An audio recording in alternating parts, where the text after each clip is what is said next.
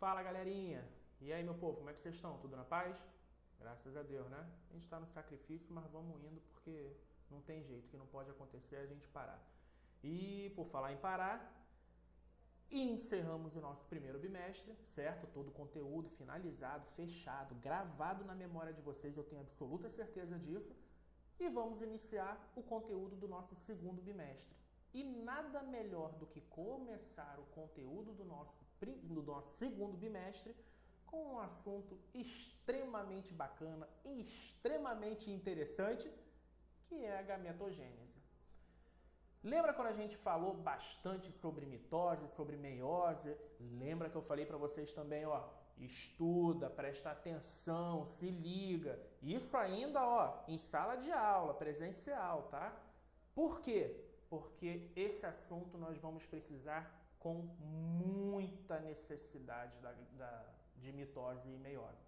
Então a gametogênese vai ser utilizado tanto do início ao fim com o assunto mitose e meiose. Então vamos lá? Vamos começar a falar um pouquinho sobre essa situação?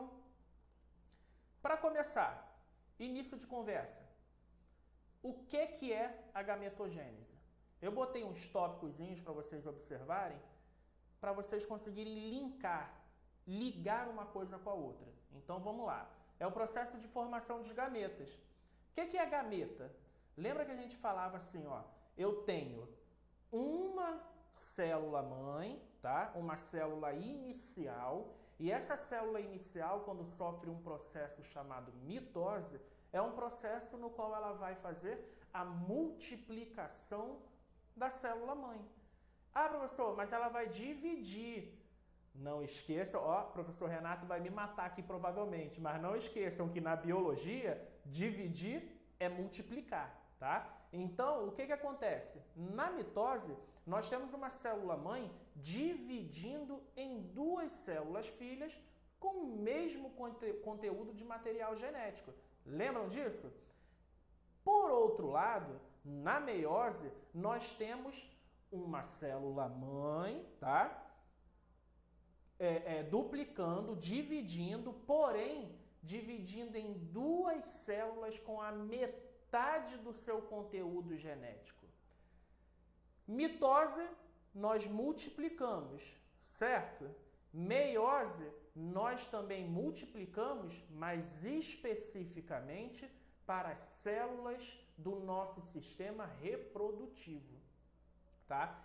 Então lembra que a gente falava, ó, que a mitose serve para cicatrizar, a mitose serve para crescer um pedaço de um órgão, cicatrizar um pedaço de um órgão. A mitose serve para você, quando está na barriga da tua mãe, começar a desenvolver de um fetinho de 1, 2, 3, 4 até o 9º mês.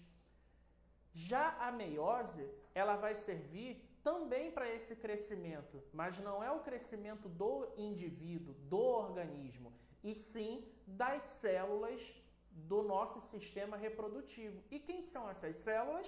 Espermatozoide e os óvulos, tá? Aonde eles são produzidos? A produção dessas células, desses gametas, é realizada no que nós chamamos de gônadas, através de, como eu já disse, da meiose. Quem são as gônadas? As gônadas são divididas caracterizadas em duas diferenças. Uma gônada masculina e uma gônada feminina. Nós conhecemos ambas como testículo, para masculino, obviamente, eu espero que vocês saibam, tenho certeza disso, e ovários para os femininos, no caso das gônadas femininas. E essas células originárias, né, essas células primitivas, vamos dizer assim, elas têm o nome de gônias, que são células germinativas, células iniciais, que ainda vão dar formação ao que nós conhecemos como espermatozoide e que conhecemos como óvulo, tá? Lembrando não, deixando bem claro, o que nós estudamos quando falamos sobre a gametogênese masculina, ou seja, quando vamos estudar a formação do espermatozoide. É uma classificação, um processo, um estudo chamado de espermatogênese. Bem ridículo, né? Bem óbvio. Eu sei. Mas é isso daí. É a espermatogênese estuda a formação do espermatozoide. Enquanto na ovogênese, nós vamos ter a formação, obviamente, do óvulo. Tranquilo? Compreenderam? Vamos passar aí para o próximo slide para a gente poder começar a entender essa divisão aí da espermatogênese, que vai ser a nossa primeira parte. Então vamos lá. Vocês estão vendo aí que a gente tem um esquemazinho, e esse esquema é muito parecido com aquele esquema quando a gente estudou sobre mitose e meiose, lembram? Então, o que a gente precisa entender aqui, ó? O processo de divisão, o processo de produção na espermatogênese, ela é dividida em 4 etapas. A primeira etapa é o período germinativo, a segunda etapa, que é o de crescimento, a terceira, a de maturação, e a quarta, a espermiogênese. Vamos gravar bastante essa espermiogênese. Ali vai ser bem importante porque é onde nós vamos diferenciar a espermatogênese da ovogênese. Beleza? Então vamos lá. O que a gente observa no período germinativo? O período germinativo é exatamente o que o próprio nome diz, tá? É o período onde irá germinar. A primeira célula começará a dar o passo inicial para a formação do espermatozoide. Então, o que acontece ali? Ó? Eu tenho uma célula inicial, que é uma célula que nós chamamos de espermatogônia, por isso o nome das células germinativas são gônias, entendeu? Espermatogônia dos espermatozoides, ovogônia dos óvulos, mas vamos com calma, vamos aí primeiro onde a gente está nas espermatogônias. Essa espermatogônia, ela vai sofrer 2 processos de mitose consecutiva. O que é a mitose? Uma célula mãe vai dar origem a 2 células filhas com o mesmo material genético. Então, olha aqui, ó, preste atenção, ó, eu tenho uma espermatogônia que vai sofrer um processo de mitose e dar origem a 2 células filhas com a mesma quantidade de material genético. Professor, por que aqui eu tenho uma célula com 4 cromossomos e aqui eu tenho uma célula com 2 cromossomos? Pessoal, a imagem que o titio colocou é só para poder representar uma divisão mitótica de apenas 4 cromossomos. Esse daqui possui 2, foi somente para facilitar a nossa compreensão do restante das divisões, tá? O titio não tá maluco e nem vocês não, é assim mesmo. E aí vamos lá. Então eu tenho uma célula mãe, uma espermatogônia, que se dividiu por um processo, a primeira mitose, o primeiro processo de mitose se dividiu em 2 células filhas com a mesma quantidade de material genético. Essas 2 células filhas vão novamente realizar um processo de mitose pela segunda vez. Lembra que eu falei que são 2 mitoses consecutivas?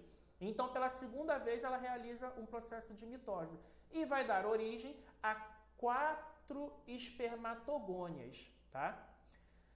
Essas 4 espermatogônias vão passar para o segundo período, que é chamado de período de crescimento. Aqui a gente deixou só uma célula, que é para poder exemplificar, mas saiba que isso daqui tudo vai acontecer com essas 4 células, beleza? Então, ó, eu tenho uma célula que agora a espermatogônia passou a ter o nome de espermatócito 1. Qual é o significado? O que realiza esse espermatócito 1? Nada. Ele simplesmente vai entrar num momento de repouso, de descanso. Para quê? Agora é o momento que ele vai precisar aumentar de tamanho. Porque lembra que na meiose a gente tinha uma célula pequenininha e ela precisava crescer para se dividir em 4? É isso que vai acontecer agora na fase de período de crescimento. A célula vai crescer, vai estagnar, ficar quietinha lá no canto dela, mas vai triplicar de tamanho, a mesma quantidade de material genético, só que com citoplasma mais robusto, mais crescido, tá? E esse nós chamamos de espermatócito 1. Após esse espermatócito 1, inicia-se o processo da meiose. A meiose, como vocês lembram, ela possui duas etapas, meiose 1 e meiose 2, certo? Na meiose 1, nós temos aquela prófase, metáfase, anáfase, telófase, tudo 1, certo? E depois na meiose 2 nós temos prófase 2, metáfase 2, anáfase 2 e telófase 2, certo? É esse processo da meiose 2, da meiose, que vai ocorrer agora com o espermatócito. Então eu tenho aqui, ó, o espermatócito, tá? E ele sofre o seu primeiro processo de meiose, dividindo agora a célula mãe, a célula principal, o espermatócito, em duas células filhas com metade do material genético, tá? Então, quando eu tinha agora 4 cromossomos, eu não vou ter mais 4 cromossomos, eu vou ter duas células com 2 cromossomos. A gente está botando como exemplo célula com 4 cromossomos. Lembrando que no nosso caso do ser humano, nós possuímos uma célula com 46 cromossomos, 23 pares cromossomiais, beleza? Aqui é só para exemplificar e diminuir a informação da célula. Então eu tive a primeira etapa da meiose, tá? E agora eu vou ter a segunda etapa da meiose, que é onde os espermatócitos, agora chamados de espermatócito 2, vão se dividir novamente e mais uma vez reduzir a sua quantidade de material genético pela metade. E é onde nós temos a formação das espermátides. Quem são as espermátides? São as células precursoras dos espermatozoides. Esse processo todo da meiose, ele acontece no período chamado de período de maturação. O período de maturação para o homem, né, para o sexo masculino, no caso para a espermogênese, acontece aqui, nessa fase. Na fase de formação da célula gamética masculina. Nós vamos ver que na célula gamética feminina, essa maturação já ocorre depois da formação do óvulo, beleza? Após isso daqui, nosso período de maturação, quando nós já temos todas as espermátides concluídas, nós entramos na etapa de espermiogênese. A espermiogênese é o processo onde vai se dar literalmente a formação do espermatozoide, tá? Então, essa espermiogênese, ela passa por 4 etapas. Por isso que está aqui exemplificado 4 espermatozoidezinhos, mas não quer dizer que cada uma dessas espermátides vai virar um espermatozoide diferente. Cada uma delas vai virar um espermatozoide que vai passar por 4 etapas. A primeira etapa é a etapa de forma. Literalmente a forma, é onde vai dar origem à cabeça, ao corpo e à cauda, inicial. A segunda etapa, nós temos a formação de uma película na cabeça do espermatozoide chamada de acrossoma. O acrossoma é uma película de proteção que acontece, que é criado no espermatozoide para que ele consiga sobreviver num ambiente aonde a alcalinidade, né, a acidez, dependendo da região, aonde aquele ambiente, aquele habitat para ele não seja tão propício se ele não tivesse um meio de proteção. Então o acrossoma, ele é criado para proteger essa cabeça do espermatozoide, que é onde está contida o quê? Toda a informação genética. Beleza? Abaixo nós temos essa regiãozinha aqui, essa barriguinha, que nós chamamos de lacuna mitocondrial. Por quê? O próprio nome já diz. É uma região repleta de mitocôndria. Por quê? Porque a célula gamética é uma célula que requer a utilização de muita energia, um gasto energético muito grande. E quem é o carinha aí, quem é a organela que é responsável por essa formação, por esse gasto energético, pela produção de energia, pela respiração celular, as mitocôndrias, tá? Então essa dali é uma região extremamente rica em mitocôndrias para que tenha um gasto energético considerável. Na terceira etapa, nós temos a solidificação final, a materialização final da cauda do espermatozoide, tá? Essa cauda, ela é proveniente daquilo que nós estudamos na mitose, daquela organela chamada de centríolo. O centríolozinho vai formar um vacúolo e esse vacúolo vai se estender até o final da cauda, até a ponta dessa cauda. Lembrando que a cauda é utilizada para o espermatozoide somente para motilidade, ou seja, para movimentação. Mas, professor, então quer dizer que nessa etapa final o espermatozoide está pronto? Já está ali, ó, firme e forte?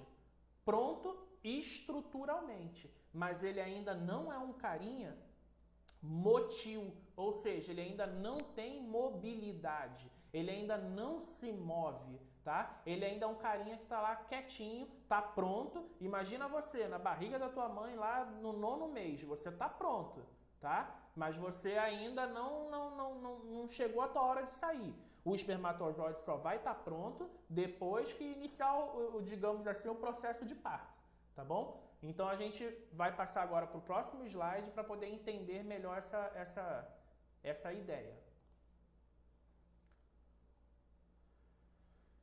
Estamos vendo aqui, ó, a gente tem aqui o aparelho reprodutor, certo? Masculino. E aí o que vocês precisam entender? Lembra que o nosso espermatozoide ele é formado, certo? Aonde? Dentro do testículo. O testículo é a nossa gônada masculina, certo? Só que como ele é formado aqui dentro, a gente dá uma puxadinha aqui para o lado para poder entender como é o testículo por dentro. Dá até um nervoso falar isso, mas é verdade. Aqui, ó, esse daqui é assim que é um testículo por dentro. Ele é repleto de microvilosidades, de filamentos, de canais chamados de canal seminífero. É dentro desse canalzinho aqui que as células mães, as espermatogônias, vão iniciar o seu processo de formação até se transformarem em espermatozoide. Lembra as 4 etapas do espermatozoide, aqueles 4 bonitinhos lá? Quando ele está completo, ele é levado, encaminhado para uma glândula que nós temos na base do testículo, chamado de epidídimo. O epidídimo, ele é um carinha, vamos imaginar que é a base do espermatozoide. É ali que ele vai se concentrar. Depois de ser produzido, de toda a sua estrutura tiver sido concluída, finalizada, ele vai ser armazenado ali dentro, tá? Esse armazenamento é extremamente importante, por quê? Porque é lá dentro do epidídimo que o espermatozoide vai literalmente ganhar motilidade, ganhar movimento. Porque dentro do epidídimo nós temos uma substância que nós chamamos de líquido seminal. Não é repleto desse líquido, pois esse líquido ele é formado dentro de uma região onde chamamos de vesícula seminal. Mas 10% do que é produzido na vesícula seminal é injetada no epidídimo, para que crie condições do espermatozoide criar motilidade. Então vamos lá, a gente já entendeu que ele é criado dentro do canal seminífero, certo? Depois que a estrutura dele está formada, ele vai passar do testículo para o epidídimo, que é um local de armazenamento, onde vai ficar guardado literalmente ali. E ele vai fazer o caminho por um canal que nós chamamos de canal deferente. Professor, como que ele faz esse caminho? Nós sabemos como ele faz esse caminho. Para que eu vou explicar para vocês? Eu não vou explicar para vocês. Só entendam que esse caminho vai ser tomado por contrações musculares voluntárias e involuntárias. Então, esse caminho vai ser tomado pelo canal deferente. Esse canal é literalmente a estrada do espermatozoide. Ele vai ser passado, vai ser guiado através de contrações musculares involuntárias porque estão ocorrendo no canal deferente. Você não controla esse movimento muscular. Então, a musculatura do canal deferente está levando o espermatozoide até chegar numa região onde nós chamamos de vesícula seminal. A vesícula seminal é a região onde libera o que nós conhecemos como sêmen. O sêmen é 90% constituído de água, proteínas e aminoácidos. Para quê? Para que o espermatozoide, ao chegar na região onde ele tem que chegar, que é a base da próstata, aqui nós temos a próstata, tá? Ó. Quando ele chegar aqui, imagina assim, você vai escorregar num toboágua, tá? Então, quando você vai escorregar no toboágua, o toboágua tem que ter água ou tem que estar seco? Eu acredito que tem que ter água, né? Porque se tu tentar descer ele seco, no mínimo tu vai se ralar todo. É isso que acontece no canal deferente até a chegada da uretra. Esse líquido que é liberado pela vesícula seminal, o sêmen, serve para lubrificar e dar condições para que o espermatozoide possa passar livremente, tranquilamente, sem atrito na mucosa interna. E também ter uma condição de extrair substância para se nutrir, proteína, por exemplo, tá? Então vamos lá, ó. O espermatozoide chegou até a vesícula seminal e vai passar pela próstata. A próstata, ela é uma glândula utilizada para, juntamente da vesícula seminal, liberar também essa viscosidade, esse material seminal para ajudar na lubrificação da passagem, da uretra. Só que nós, humanos, seres humanos, nós temos a próstata também para algo muito mais importante. Imaginem assim, você tem a uretra que vai passar além do seu espermatozoide, além do seu esperma, irá passar também urina, certo? O caminho não é o mesmo? Eu não libero urina pela uretra e espermatozoide, esperma pela uretra também? Só que eu só tenho um caminho. Como eu sei qual o momento, como eu, organismo, sei qual é o momento de liberar somente espermatozoide ou somente urina? A próstata está aqui exatamente para responder essa pergunta. E a gente vai para um outro slide agora para poder demonstrar direitinho essa situação. Observem aqui, olha, que eu tenho a nossa vesícula seminal e eu tenho o líquido seminal, o sêmen, tá? Esse líquido aqui, branquinho, passando aqui. Nesse caminho eu tenho o canal deferente. E dentro do canal deferente eu tenho o espermatozoide, ó. O espermatozoide entra em encontro com o líquido seminal, que facilita a sua passagem. A próstata, por si só, libera uma substância que nós chamamos de líquido prostático. O líquido prostático, ele simplesmente, vamos dizer que é a complementação para o líquido seminal. O líquido seminal serve lá para lubrificar, para nutrir o espermatozoide, e o líquido prostático vai lá só para poder complementar. Sei lá, é o guarda-chuvinha do seu drink, tá? É aquele para deixar bonito, deixar perfeito. Após esse encontro de material, o que vai acontecer? Olha no próximo slide aqui. Reparem que aqui em cima eu tenho a bexiga repleta de urina, tá? Eu tenho aqui a urina. E abaixo eu tenho o nosso sêmen também repleto agora de espermatozoide. No momento que vai ocorrer o processo da excitação sexual, ou seja, da ejaculação, o que a próstata faz? A próstata se contrai, ela fecha uma parte dela. E qual é a parte que ela fecha, que ela faz a contração involuntária? É a parte de passagem entre a bexiga e a uretra, tá? A uretra, ela é ligada tanto pela bexiga quanto pela vesícula seminal. Então, quando você vai fazer o processo de ejaculação, a próstata se fecha, ela vai acabar trancando a passagem entre a bexiga e a uretra, deixando somente o caminho do líquido seminal, da vesícula seminal com a uretra livre.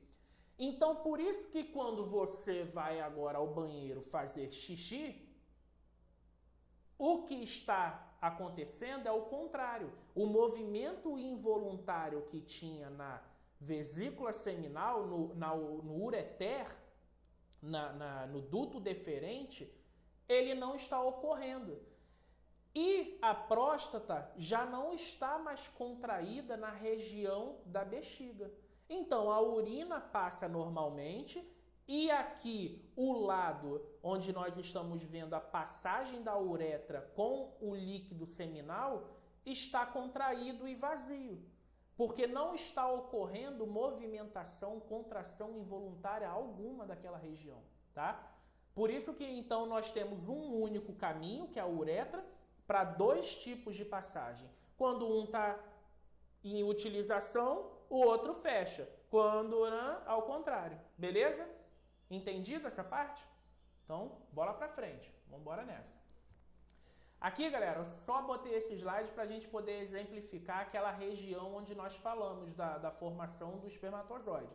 Nós temos ele dividido em três partes, que é a cabeça, intermédio e a cauda. Na cabeça nós temos o acrossomo, que é rico em enzima digestória, ou seja, você imagina que o espermatozoide está numa região extremamente delicada. Ele está num local extremamente delicado. Delicado como? Um ambiente que sai da alcalinidade para a acidez de uma hora para outra. Então ele precisa de uma estrutura que venha a proteger o seu material genético aqui dentro. Um núcleozinho composto de 23 cromossomos no nosso caso. 23 cromossomos, por quê?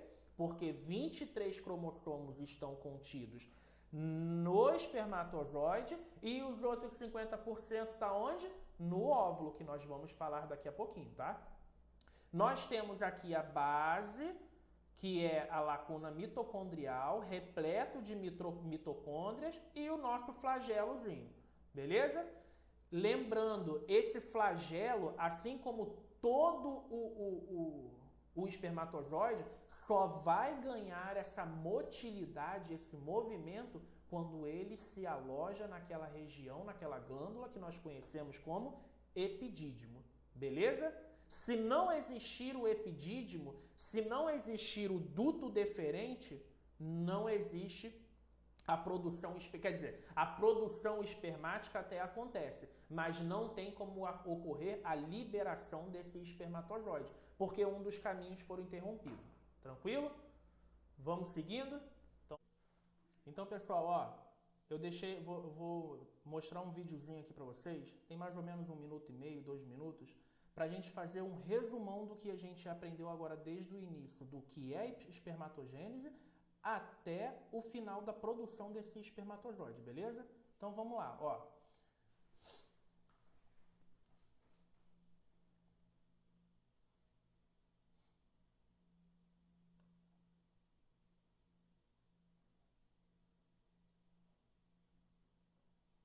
Vocês estão vendo que ali eu tinha o testículo, tá? E aí agora, depois de sucessivas mitoses, iniciou então aquele primeiro processo da meiose, tá? Então a célula mãe fez 2 mitoses consecutivas e fez esse primeiro espermatócito, tá? O espermatócito passa pela primeira meiose e vai dividir em 2 células, com a metade do seu material genético. Depois, na segunda meiose, vai dividir para se transformar nas espermátides, tá? Essas espermátides é quem vão dar origem agora os espermatozoides. E os espermatozoides vão passar por aquelas 4 etapas, tá? As 4 etapas, que é a formação da cabeça, a área da cromossomial, que é o núcleo cromossomial, as mitocôndrias e as caudas.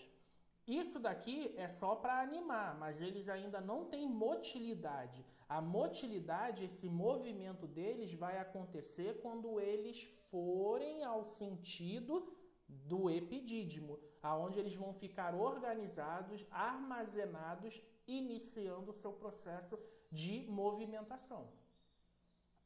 Beleza? Ó, vocês podem ver, todos eles ainda teoricamente sem motilidade indo e sendo armazenados no epidídimo. Beleza? Vamos agora então para o próximo slidezinho. E no próximo slide a gente já vai iniciar e falar sobre a ovogênese. O que ocorre na ovogênese? O que é a ovogênese? A mesma coisa que a espermatogênese. A diferença é que uma célula-mãe agora não vai dar mais origem a um espermatozoide. A célula-mãe, que agora, ao invés de ser uma espermatogônia, vai ser uma ovogônia. É uma célula que também vai sofrer 2 processos de mitose inicial. É o que nós chamamos de período germinativo. Após essa duplicação, consecutiva, inicia-se o período de crescimento, exatamente igual à espermatogênese. A célula vai crescer de tamanho para ela poder iniciar no período de maturação o que nós chamamos de ovócito. Dá uma olhada aqui, galera. No ovócito, eu tenho um ovócito 1 que vai, através da meiose, se dividir em 2 células. Essas 2 células vão receber nomes distintos. A primeira célula recebe o nome de ovócito 2. É uma célula saudável, com número de cromossomo, de material genético, quantidade de citoplasma ideal. A segunda célula nós chamamos de glóbulo polar. Por quê? Ela deveria ser idêntica à sua célula irmã, mas ela acaba virando uma célula, propositalmente, uma célula com pouco conteúdo genético, com pouco conteúdo citoplasmático. E essas 2 células, ovócito 2 e o glóbulo polar, o primeiro glóbulo polar, vão sofrer agora a meiose 2, aonde o ovócito 2 se transforma no óvulo e vai dar origem ao segundo glóbulo polar. Enquanto aquele primeiro glóbulo polar, tá? Esse glóbulozinho polar aqui vai dar origem a mais 2 células, mais 2 glóbulos polares, também sem utilidade. O que a gente começa a entender disso daqui, tá?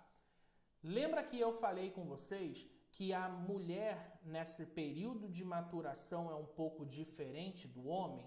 Por quê? O homem, ele constantemente está produzindo células-mães ovogônia ou espermatogônia. A mulher, ela faz esse processo de produção de ovogônia, ela faz essa criação.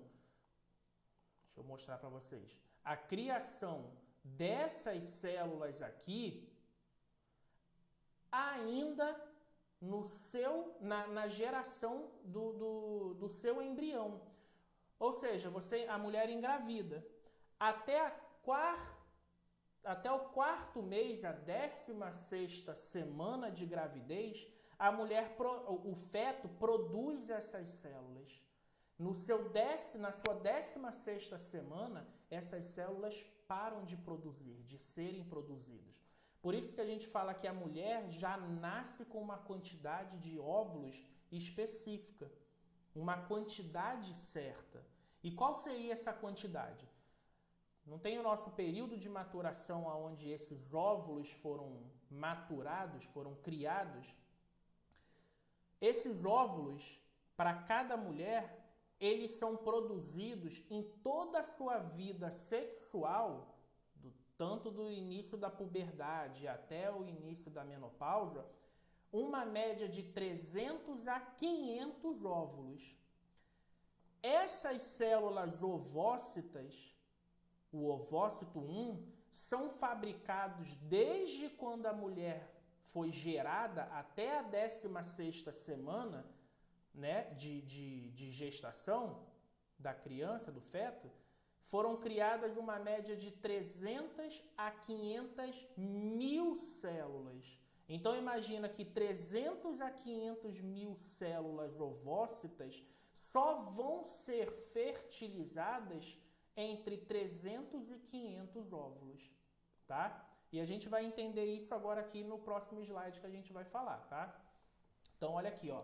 Nós temos o nosso aparelho reprodutor feminino e no aparelho reprodutor feminino, quem é a gônada feminina? O ovário. Lembra? Gônada masculina, testículo, e na feminina o ovário. Como é o processo de formação daqueles ovócitos, né? Até virar um óvulo. O ovócito, ele é produzido dentro do ovário. E dentro do ovário nós temos algumas estruturas que nós vamos falar ainda aqui no próximo slide, que é para a gente até finalizar, mas primeiro vamos terminar aqui de falar sobre essa estrutura toda do aparelho reprodutor feminino. Então, os óvulos são produzidos dentro do ovário, eles vão seguir pela tuba uterina até chegar na cavidade uterina. O útero, o que é o útero? Ele é uma musculatura, um órgão de musculatura lisa e extremamente elástico, extremamente flexível. Não é à toa que vocês geram uma mulher, né? Vocês mulheres geram uma criança durante 9 meses de um tamanho considerável para o tamanho do útero em seu tamanho normal, na sua forma normal. Então ele é extremamente elástico. E dentro do útero, a parede que recobre a parte interna do útero é chamada de endométrio, tá? Então nós temos o endométrio, né, o útero, a cavidade uterina, passando a sua base do útero, que é a divisão entre o útero e o que nós chamamos de vagina ou vulva, é o colo uterino. Então imagina que é o início, né? É onde realmente inicia a saída do feto de dentro do útero, tá? É no colo uterino e abaixo nós temos a cavidade vaginal, a vulva, tá bom? E agora vamos entender como é que acontece essa situação da produção, da formação dos óvulos. No próximo slide, eu não consegui um vídeo sobre a ovogênese igual eu mostrei para vocês na espermatogênese. Mas olha aqui. Aqui é um ovário, tá? Cortado transversalmente. E aí nós temos algumas estruturas aqui dentro. Primeira estrutura que nós precisamos entender são as células foliculares. Lembra que eu falei sobre essas células que são formadas nas mulheres ainda quando são fetos até a 16ª semana? São formados de 300 a 500 mil? São essas células que são formadas, chamadas de células foliculares. É dentro dessa célula folicular que vai ocorrer a formação do ovócito, tá? Então a célula que vai dar origem ao óvulo, ela é formada, ela é criada dentro dessas células foliculares. Tudo já contado desde o dia que você nasceu. A mulher já nasce com a quantidade de óvulos certinha. E aí, ó, só que para ocorrer a maturação desses ovócitos, né, até se tornarem óvulos, nós temos uma estrutura chamada de corpo lúteo. O que é o corpo lúteo? O corpo lúteo, ele é uma estrutura responsável pela liberação dos hormônios femininos.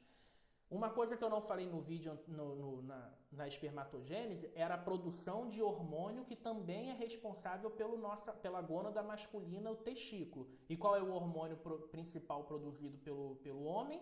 A testosterona. Na mulher, o corpo lúteo é o responsável pela liberação dos 2 principais hormônios responsáveis pela gestação dessa mulher, da gestação de qualquer criança, né? Mas principalmente pela formação desses ovócitos em óvulo. E os 2 hormônios principais são a progesterona e o estrógeno, tá? Eles são responsáveis por maturar essas células foliculares e darem origem ao ovócito. E o ovócito por si só, naquela divisão que a gente estudou ali de meiose 1, meiose 2, vai se transformar num óvulo. O ovário vai liberar junto com o óvulo uma quantidade expressiva desses hormônios que são produzidos pelo corpo lúteo, que é a progesterona e o estrógeno. Esse óvulo vai ser levado juntamente pela trompa uterina, voltando aqui, pela trompa uterina até a cavidade uterina. Esse óvulo vai se aderir ao endométrio, tá?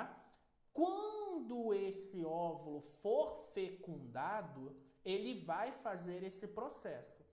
Quando o óvulo não é fecundado, o que a gente quer dizer de fecundação, gente? Que a gente já falou em sala de aula. É o encontro do material genético masculino com o material genético feminino, ou seja, encontro do espermatozoide com o óvulo. Quando o óvulo é fecundado pelo espermatozoide, ele vai fazer esse caminho pela tuba uterina e se aderir à parede celular, ao endométrio da cavidade uterina. E aí, com constante liberação de hormônio, esse óvulo fecundado vai crescer, vai se multiplicar para criar uma blástula, enfim, até virar um feto. Quando isso não acontece, quando o óvulo não é fecundado, o que ocorre? O que toda mulher tem, e concordo com toda certeza que é uma chatice e um incômodo tremendo, o que nós conhecemos como menstruação. A menstruação, ele é um processo fisiológico comum do organismo da mulher para liberar esses óvulos e expulsar esse material que foi produzido e não foi fecundado. Então, o que acontece? A mulher liberou hormônio. Então, os óvulos estão lá. Só que esse óvulo não foi fecundado. No momento que ele não foi fecundado, a parede uterina, o endométrio, foi banhado por uma quantidade expressiva de hormônio. Então, ele começou a se preparar para receber um óvulo fecundado. Mas esse óvulo não foi fecundado. Por esse óvulo não ter sido fecundado, o corpo lúteo, que é aquele lá que nós mostramos, responsável pela liberação de hormônio, começa a baixar a sua produção de hormônio. Quando essa produção de hormônio baixa, a parede uterina, o endométrio, começa a se esfarelar, se soltar da parede mesmo, da parede uterina. Então o endométrio começa a descascar, porque ele viu que não houve fecundação daquele óvulo, não tem para que esse endométrio permanecer sustentável, se permanecer rico em nutrientes, porque não vai ter nenhuma aderência de nenhuma célula, de nenhum gameta, de nada ali. Então ele começa a escamar. Essa escamação, esse processo de liberação do endométrio é que nós conhecemos como menstruação, tá? Então é por esse motivo que a mulher todo mês faz a menstruação, faz o processo de menstruação, porque a cada 28 dias ela libera um óvulo e esse óvulo pode ou não ser fecundado. Se ele for fecundado, essas células vão começar a se desenvolver e vão se aderir na parede do endométrio. E se for aderida à parede do endométrio, nós vamos ter uma outra situação que nós chamamos de liberação hormonal beta-HCG. O que é o HCG? Gonotropina coroniana humana. É um hormônio que é liberado por essas células que estão se replicando para que se transformem em um feto. Por isso, quando a mulher engravida, o primeiro exame que é feito para confirmar a gravidez é o do beta-HCG. Se a mulher tem HCG no seu sangue ou na sua urina, significa que ela tem células específicas de formação fetal. Porque quem libera esse hormônio são as células que estão se aglomerando, se multiplicando para formar um feto. Se ela não tem essas células sendo produzidas, ela não produz HCG, portanto, ela não estaria grávida. Entenderam qual é a ideia?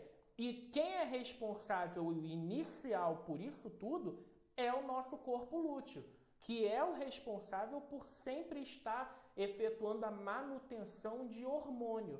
Por isso que as meninas, né, até para controlar às vezes o fluxo sanguíneo de uma menstruação, fazem uso de medicações que nós chamamos de anticoncepcional. O que é o anticoncepcional? É você introduzir ao seu organismo uma quantidade de hormônio para que essa quantidade não reduza. Então, enquanto você está tomando anticoncepcional, a mulher não menstrua. Mas quando ela deixa de tomar o anticoncepcional e a carga hormonal começa a reduzir, ela tem uma quantidade específica de dias de menstruação, que varia de 3 a 7 dias. Entendeu? E quando ela retorna a tomar os seus hormônios, o seu anticoncepcional, essa carga hormonal volta a subir. E como eu tenho carga hormonal sempre lá em cima, o meu óvulo não tem tempo de maturar. Então, se ele não vai maturar, certo? Se esse óvulo não vai sofrer o processo de maturação por ter uma carga hormonal muito alta, eu não tenho como fecundar. Por isso que a mulher que toma o anticoncepcional, ela evita o risco da gravidez.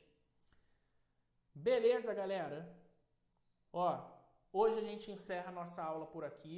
Espero que tenha sido bem explicativa, espero que tenha sido bem proveitosa. Estudem, vejam, revejam, plantem bananeira, veja de cabeça para baixo, de lado, do jeito que vocês quiserem. Junto com essa aula eu vou estar liberando umas atividades para vocês realizarem.